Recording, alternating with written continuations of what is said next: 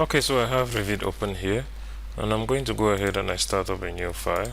Let's just browse or make sure we're working with a metric template. I'm going to go up once, and I just want to make sure I'm in the working with a metric template. I opened it up, and in this tutorial we are going to be looking at stairs.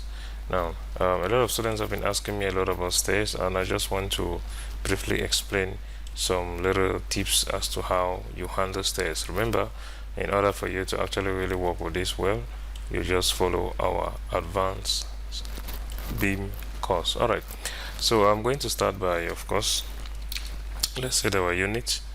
So we go in here and we'll make sure to switch this to meters. I'm going to put that to 2 decimal places, and the next thing is to create our levels. So I'm just going to come here. We're just going to keep each level at 4 meters. That's not a problem. I'm just going to create more levels. So let's create another level here. We'll just create, like, say maybe 2 or 3 more levels. So I'll do one here, come back to the architectural tab and make sure another one here and another one here, and I want all these levels to be a 4 meters interval. This is already 4, so we make this 4 too. We make this 4, and of course we make this 4, just like that. Alright, so we're going to open up level 1, and what I'm going to do is I'm just going to put the floor here like this. The dimension does not really matter, but in this case let us make this floor 10 by 10 like that, and I'm just going to centralize that in the middle. Let's just move that a little bit to the center. Okay, and I just click on finish to finish that floor. Now let's see how that is looking like in 3D. We have this, so I'm just going to copy this and I align it to the other levels. That's 2, 3, 4, 5, and okay. Alright, just so I have something like this. Now I'm gonna go back to level 1 and I create some stairs. So here is a stair command here, and now I'm just going to create the stairs, say like this. Let's see, 11 created, 11 remaining, and we create another stair, say like this. Okay, there we go. Now we've just created this staircase. Let's see how that is looking like in 3D, something like this. And you see it leads from this floor up to this other floor. Now before I click on finish, what I'm going to do is I'm going to click on connect levels here, and what I actually want to do is I want to connect all these other levels that are here, so it just populates these stairs to go up to the last level up here. So when I click on the big check mark, see what happens? It just easily and very smooth, it just creates the stairs. And the beauty about this is it has actually made the stairs to be together. Now if I was to do a change on one of these stairs, it is going to affect the other stairs, which I think is really important as far as working with stairs is concerned, because unlike when you have to do the stairs one after the other, you know, each level has its own stair, and maybe you want to make a change on this stair down here and you are not really, or you want that same change to be on top, instead of going and doing it on the other levels, you just do it on one stair, and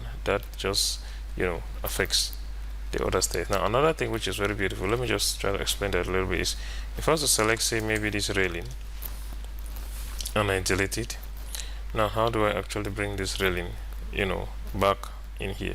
If I go to my railing command, you see here it says place on stair or ramp. So if I click on the drop down, I can select the railing type that I want here. Let's go for this pipe one, and where do you want to place it? You want to place it on the threads, we want to place it on the stringer. Let's do threads, and as soon as I click, now you see it doesn't only place the railings on this stair, but it places it on the other stairs. Why? Because this is in some sort of a group. You see how easy that is? This is really easy.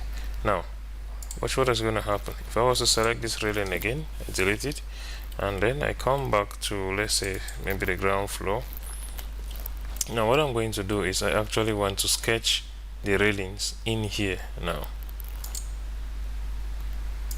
Alright, so let's select the railing, And now I want to manually draw this railing. Now I'm going to extend it to come out a little bit. Some of you have been asking how you can actually make the railing to extend and come out, and this is how you do it. So let's just say we bring in this railing to be like this, and it comes all the way here, and it extends all the way here. Let's just make it snap there. So let's join this, and now click on finish, and let's see how that is looking like. Now this is down here, it's not actually attached to the stair, but if I was to select the railing and I go pick new host and then I host it here, now you see not only does it attach to this stair, but it also attached to all the others. Why? Because this is still a group. Let's switch that to realistic so you see that better. Now, isn't this beautiful? See the way it cleans it up, and it also does the extension, respecting, you know, the slope and all that. This is really good. So this is how you also do custom railings, and the reason I'm showing you this is get into the habit of working with these stairs. Okay, get into the habit of working with them like this, instead of creating them one after the other like you normally know how to do from your beam course. Instead of creating them one after the other and then copying and pasting on all, when they work as a group like this, it eases your work, you know, especially when you have to modify the stairs, you know, and all that.